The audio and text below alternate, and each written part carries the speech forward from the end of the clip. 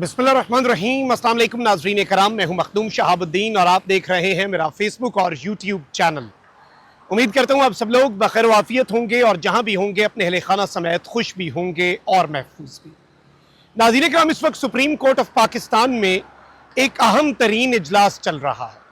अहम तरीन और सीनियर तरीन जजेस ने सर जोड़ लिए हैं और आइंदा आने वाले दिनों में क्या कुछ धमाका खेज सुप्रीम कोर्ट ऑफ पाकिस्तान से एक्सपेक्ट किया जा रहा है, ये सारी की सारी डिटेल्स आपके सामने रखनी है। और इसके साथ ही साथ सुप्रीम कोर्ट ऑफ पाकिस्तान से एक बहुत बड़े इस्तीफे का शोर मच चुका है, वो डिटेल्स भी मैंने आपके सामने रखनी है। अगर अभी तक आपने इस वीडियो को लाइक नहीं किया तो लाइक जरूर कर दें।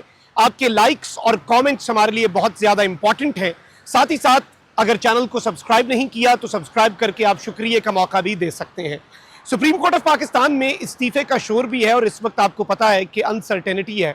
ऑनरेबल काजी फाइज ईसा साहब की अगर बात की जाए तो जो 13 रुकनी फुल कोर्ट का फैसला है, उसके बाद काजी फाइज ईसा साहब मेजॉरिटी लूज कर गए सुप्रीम कोर्ट की, और इखलाकी तौर पर भी बहुत से बोझ हैं काजी फाइज ईसा साहब पर। 2 हफ्ते पहले जुमेरात का ही दिन था और इस सुप्रीम कोर्ट में एक इजलास हुआ। वो इजलास था प्रैक्टिस एंड प्रोसीजर एक्ट के तहत बनाई गई जजेस की कमेटी का। उस इजलास में 3 जज और रजिस्ट्रार सुप्रीम कोर्ट जो है उन्होंने शिरकत की। सुप्रीम कोर्ट के सीनियर तरीन जजेस में काजी फाइज ईसा, जस्टिस मंसूर अली शाह और जस्टिस मुनीब अख्तर है। अब उस इजलास में पहली मरतबा ऐसा मामला बना कि इस कदर इख्तलाफ आगे बढ़ा कि उस इजलास के मिनट्स को पब्लिक किया गया। और ये कोई अदालत नहीं थी, ये सुप्रीम कोर्ट की एक कमेटी है। उस कमेटी के फैसले पर भी काजी फाइज ईसा साहब ने अपना इख्तलाफी नोट जारी कर दिया। तलख कलामी और सख्त जुमलों का तबादला जस्टिस मुनीब अख्तर और जस्टिस काजी फाइज ईसा के दरमियान भी हुआ। और इस सब में जो अहम तरीन चीज़ है वो ये है कि पिछले 2 हफ्ते से काजी फाइज ईसा साहब चैम्बर वर्क कर रहे हैं, यानी वो अदालत के अंदर कमरा अदालत नंबर 1, जिसमें आखिरी मरतबा उन्हें प्रॉपर अगर जलाल में किसी ने देखा था तो वो फैसला था जिसमें काजी साहब माइनॉरिटी में गए, तो उसके बाद वो जलवा अफरोज नहीं हुए। तो अब नाज़रीन कराम, जो आज प्रैक्टिस एंड प्रोसीजर कमेटी है 3 रुकनी, उसका इस वक्त इजलास जो है, इतलात ये है कि जारी है और इस इजलास में कुछ कॉन्टिन्यूएशन होगी पिछली चीज़ों की। और इस सब के अंदर क्या कुछ डिस्कस हो सकता है, सुप्रीम कोर्ट ऑफ पाकिस्तान का आइंदा आने वाला हफ्ता धमाका खेज। और इस सुप्रीम कोर्ट में पिछले 1-1.5 हफ्ते में कोई खास हलचल नहीं देखी गई।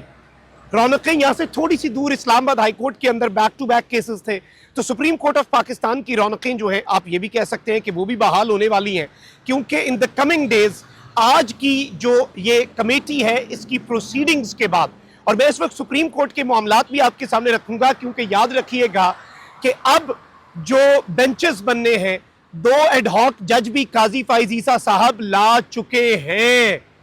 इमरान खान साहब का केस भी सुप्रीम कोर्ट में आना है। और इंटरेस्टिंगली काजी फाइज ईसा साहब इमरान खान के केसेस ना सुने, ये दरखास्त इमरान खान साहब ने पहले तो जो नैब तरामीम केस है उसमें अपने जवाब में कहा कि काजी फाइज ईसा पीटीआई के हवाले से कोई केस ना सुने। लेकिन इसी ही कमेटी को, जिसका इजलास आज जारी है और जिसमें काजी फाइज ईसा साहब मेजॉरिटी लूज कर चुके हैं, 2-1 की ये कमेटी बन चुकी है वाज़े तौर पर। इस कमेटी में इमरान अहमद खान न्याजी का एक खत भी है इस कमेटी के नाम, और वो ये है कि 5 रुकनी सुप्रीम कोर्ट का फैसला था बेंच का कि काजी फाइज ईसा बायस्ड है, वो इमरान खान और पीटीआई का कोई केस ना सुने।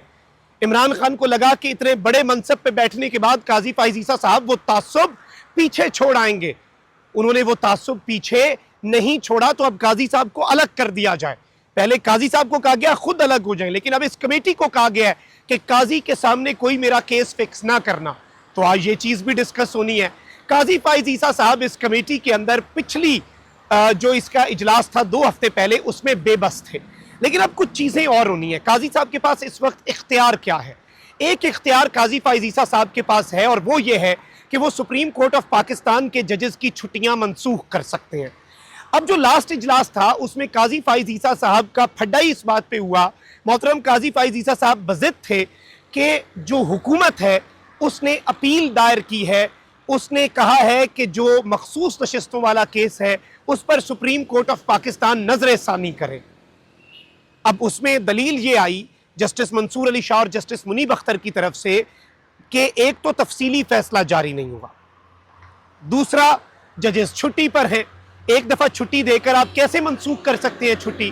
काजी साहब ने कहा मैं सबकी छुट्टियां मंसूख कर देता हूं, मैं सबको बुला लेता हूं, बस ये केस किसी तरीके से फिक्स करो। अब कानून ये कहता है, रूल्स जो है सुप्रीम कोर्ट ऑफ पाकिस्तान के, वो ये बहुत वाजे तौर पर स्टेट करते हैं कि जो अपील है वो 14 दिन के अंदर फिक्स होनी है, लेकिन वो अपील हो ही तब सकती है जब तफसीली फैसला है। अब एक तो दलील ये थी पिछली दफा इस पिटीशन को फिक्स ना करने के वाले से, एक तो ये नुक्ता हो गया। दूसरा ये था कि जस्टिस मंसूर अली शाह साहब ने कहा था कि हमें तो 2 हफ्ते लगेंगे तफसीली फैसला, तहरीरी फैसला जो है वो जारी करने में, मैंने वो फैसला लिखना है अभी। तो अब 2 हफ्ते हो चुके हैं, ये फैसला आज आता है, कल आता है, परसों आता है। तो क्या काजी फाइजीसा साहब को अगर जस्टिस मंसूर अली शाह साहब कहते हैं कि ये फैसला अब आने वाला है, काजी साहब शायद ये जिक्र छेड़ दें कि छुट्टियां तो मैं कैंसिल कर दूंगा, तहरीरी फैसला आ गया तो फिर उसके बाद हम ये केस फिक्स ना कर दें। तो एक तो ये भी एक्सपेक्टेशन इस वक्त है और इसके चांसेस हैं कि इस कमेटी में ये मुद्दा डिस्कस हो। अब मैं आपको एक और चीज बताऊं कि तहरीरी फैसला जब जारी हो गया, तहरीरी फैसला जब जारी हो गया तो बहुत से लोगों की चीखें और ज्यादा बुलंद होंगी। अपील तो दायर कर दी ना, उसमें जो एतराजात हैं अगर वो पहले ही तहरीरी फैसले में लिख दिए गए तो हो सकता है ये रिव्यू भी इन्हें वापस लेना पड़ जाए, ये रिव्यू पिटिशन भी गवर्नमेंट को पीछे लेके फिर कुछ और सोचना पड़ जाए। There is a chance for this as well, ये मैं आपको बड़े वसूख से बता रहा हूं। अब जरा आते हैं 2-3 और चीजों के ऊपर। एक चीज तो ये, दूसरा हमने इस हफ्ते देखा कि जस्टिस मंसूर अली शाह साहब के सामने एक केस फिक्स हुआ और वो था अरशद शरीफ शहीद का केस। अब जस्टिस मंसूर अली शाह साहब हैरान थे कि ये केस 3 रुकनी बेंच के आगे आ कैसे गया, वो कमेटी के मेंबर हैं, यानी ये केस उनके सामने कैसे फिक्स हुआ, वो इस पे हैरान थे। उन्होंने ये मामला वापस कमेटी को भेजा कि लार्जर बेंच बने, मैं सुन ही नहीं सकता, या खुद इससे बड़ा टेक्निकल नुक्ता है ना, 3 रुकनी बेंच नहीं सुन सकता। उन्होंने ये नहीं कहा मैं नहीं सुनूंगा, उन्होंने कहा ये 3 बंदे नहीं सुन सकते, ज्यादा को सुनना होगा। तो एक तो वो केस डिस्कस होना। सेकेंडली एक और चीज बड़ी इंपॉर्टेंट है कि साइफर केस में इस्लामाबाद हाई कोर्ट जो है उसने इमरान खान साहब की सजा मुअत्तल कर दी थी। अब वो जो सजा मुअत्तल हुई है उसके खिलाफ विफाकी हुकूमत और FIA जो है वो सुप्रीम कोर्ट आ गए हैं कि इस्लामाबाद हाई कोर्ट का सजा मुअत्तली का जो फैसला है वो कलअदम करार दे दे और इमरान खान के खिलाफ फैसला आ जाए। इमरान खान की सजा जो अदालत ने दी थी, खुसूसी अदालत जो बनी थी, उस अदालत में जो ऑफिशियल सीक्रेट एक्ट की अदालत थी, उसकी सजा को बरकरार रखा जाए, इमरान खान की सजा को। अब वो सजा, वो अपील भी फिक्स होनी है। वो पिटीशन जो इस्लामाबाद हाई कोर्ट के फैसले के खिलाफ ये हुकूमत और इस निज़ाम की तरफ से है। अब इस नुक्ते को आप समझें कि उसमें क्या काजी फाइज ईसा साहब बैठेंगे, ये फैसला भी इस कमेटी ने करना है। काजी साहब के पास इसका इख्तियार नहीं है कि वो कहते हैं कि मैं बैठूंगा। अब इस कमेटी के पास जब ये बात डिस्कस होनी है कि इमरान खान की सजा मुअत्तली जो है उसे कलअदम करार देने की अपील आई है, तो क्या ये कमेटी वो केस काजी फाइज ईसा साहब के सामने रखेगी या फिर ये कमेटी, क्योंकि इस कमेटी के सामने उसी वक्त पे आ जानी है चीज जब ये बात डिस्कस होनी है इस केस के वाले से फिक्सेशन, फौरी तौर पे हम कह रहे हैं जी एक एप्लीकेशन भी आई हुई है। उस एप्लीकेशन में दलील ये है कि सुप्रीम कोर्ट के 5 रुकनी बेंच का फैसला है कि इमरान खान के केस में काजी ना बैठे। वेरी इंटरेस्टिंग, बहुत अहम तरीन चीज है। अब इस नुक्ते को आपने समझना है कि यह भी डिस्कस होना है इस कमेटी में। तो ये जो इजलास है और इसमें पिछले इजलास की गर्मा गर्मी, पिछले इजलास की जो बहस थी, पिछले इजलास का जो फड्डा था, और जब जस्टिस मुनीब अख्तर ने कहा कि मेरे साथ आप तेज नहीं हो सकते, काजी साहब डोंट रेज योर वॉइस, आप आवाज़े बुलंद मुझे नहीं मुखातिब कर सकते, ये कमेटी है, इसमें आप भी एक मेंबर है, मैं भी एक मेंबर हूं। और उसके बाद काजी साहब ने कहा अच्छा आगे बढ़े, तो मुनीब अख्तर साहब ने कहा ठीक है आगे बढ़ते हैं ना, 2-1 का फैसला हो गया, खत्म करो ये। काजी साहब चले गए माइनॉरिटी में। तो वो तलखी जस्टिस मंसूर अली शाह साहब जो हैं उन्होंने कुछ ना कुछ चीज़ें कूल डाउन करने की कोशिश की, जो कि होनी भी चाहिए। अफाम तफहीम से चीज़ें देखें, डिसएग्रीमेंट था और इतना डिसएग्रीमेंट था कि पहली मरतबा इस प्रैक्टिस एंड प्रोसीजर कमेटी के मिनट्स जारी हुए और काजी साहब का इख्तलाफी नोट जारी हुआ। इतना टाइम है काजी साहब के पास। अब एक और चीज़ वो ज़्यादा इंटरेस्टिंग है, वो ज़्यादा दिलचस्प है, वो ये है कि 2 नए एडहॉक जजेस भी आ चुके हैं। तो काजी साहब की ये कोशिश भी हो सकती है कि जस्टिस स्पेशली सरदार तारिक मसूद साहब जो हैं, अब उन्हें क्या सिर्फ और सिर्फ नॉर्मल केसेस, कत्ल का आ गया, नॉर्मल सुप्रीम कोर्ट में हजारों और भी केस है ना, ये सियासत के दाव पेच के अलावा, सियासत के पेचो खम के अलावा और भी बहुत सी चीज़ें हैं। तो सुप्रीम कोर्ट ऑफ पाकिस्तान के अंदर जो इम्पॉर्टेंट इमरान खान साहब के या आइनी केसेस हैं, अभी मजीद आने हैं। अच्छा, दो चीज़ें और डिस्कस हो सकती हैं इस कमेटी के अंदर। 8 फरवरी के इलेक्शन पर पटिशन, 9 मई पर जुडिशल कमीशन का जो फैसला है उस पर पटिशन, ये सारी की सारी चीज़ें इस सब के अंदर डिस्कस हो सकती हैं। तो इसमें क्या जस्टिस सरदार तारिक मसूद साहब को भी ऐसे केसेस में लगाया जाता है, ये फैसला भी इस कमेटी ने करना है। अब इसके चांसेस कम है और ये होना भी नहीं चाहिए। This should not happen.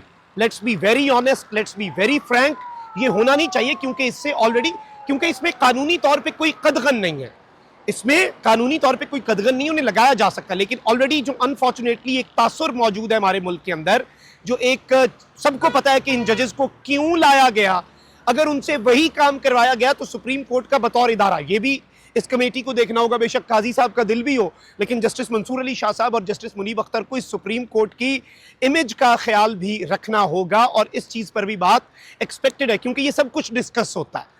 अब ये कमेटी इतनी इंपॉर्टेंट हो गई है।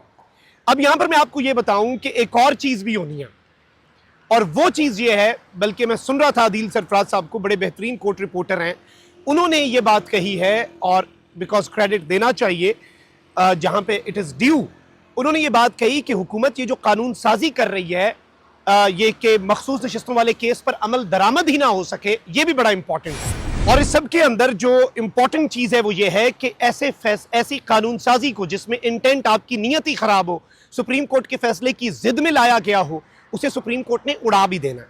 इसके बहुत से इम्कानात मौजूद हैं।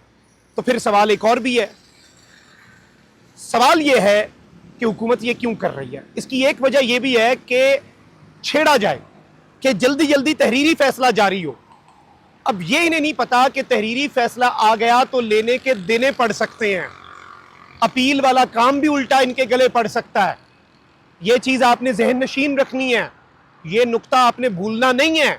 ये सबसे इंपॉर्टेंट नुक्ता है, सबसे इंपॉर्टेंट ये पॉइंट है जो मैं आपके सामने रख रहा हूं। अब इस सारी की सारी सिचुएशन के अंदर जो अहम तरीन चीज़ है, जो इंपॉर्टेंट नुक्ता है, जो इंपॉर्टेंट फैक्टर है, वो क्या है।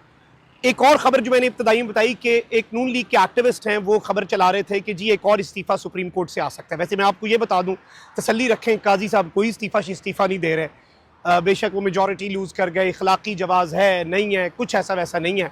तो इस मामले में तो आप तसल्ली रखें कि काजी साहब ऐसा कुछ नहीं, ना प्रेशर है, प्रेशर काजी साहब पे किस बात का होना है।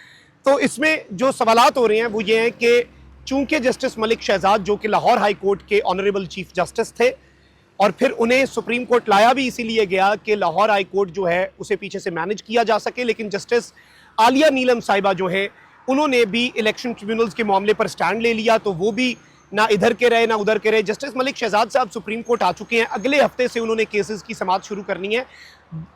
एक और जज साहब आए थे सिंध से, उन्होंने केसेस की पहली समाअत शुरू कर दी। जस्टिस मलिक शहजाद साहब जो हैं उन्होंने केसेस की समाअत अभी तक नहीं की। उससे पहले उनकी बेटी के वारंट गिरफ्तारी जारी होना, ये बहुत से सवालात खड़े करता है। और इसमें नॉर्मली ये होता है कि ये कहा जाता है कि प्रेशर के लिए ना, कि आपकी बेटी का मामला हम हल कर देंगे, वरना आपकी बेटी को सख्त से सख्त सज़ा मिलेगी, आप इस्तीफ़ा दे के घर चले जाएं। इस तरह का प्रेशर अनएक्सपेक्टेड नहीं है पाकिस्तान में, अगर है भी तो।